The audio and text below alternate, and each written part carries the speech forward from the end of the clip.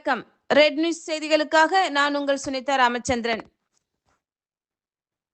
பாடியநல்லூர் பெரியார் நகர் ஸ்ரீ சந்தன முத்துமாரியம்மன் ஆலயத்தின் கும்பாபிஷேக விழாவை முன்னிட்டு கைலாஷ் அறக்கட்டளை சார்பில் காலை சிற்றுண்டி வழங்கப்பட்டது. பாடியநல்லூர் ஊராட்சியில் உள்ள பெரியார் நகர் ஸ்ரீ சந்தன முத்துமாரியம்மன் கும்பாபிஷேக விழா நாளை காலை நடைபெற உள்ள நிலையில் இன்று கைலாஷ் அறக்கட்டளை சார்பில் நிறுவனர் PNK கிருஷ்ணன் உபயத்தில் பக்தர்களுக்கு காலை சிற்றுண்டி வழங்கப்பட்டது. அதனைத் தொடர்ந்து ஆலயத்தின் சார்பில் பாடியநல்லூர் ஸ்ரீ ஆலயத்தம்மன் ஆலயத்தில் இருந்து கிராம பொதுமக்கள் முன்னிலையில் சீர்வரிசை தட்டுக்கள் மேல தாளத்துடன் எடுத்து வந்து அம்மனுக்கு சீர்வரிசை வழங்கும் நிகழ்ச்சி நடைபெற்றது. பின்னர் யாகசாலையில் நடைபெற்ற 2ஆம் கால பூஜையில் வேத மந்திரங்கள் ஓத யாகசாலையில் பூஜைகள் நடைபெற்று தீபாராதனை காண்பிக்கப்பட்டது.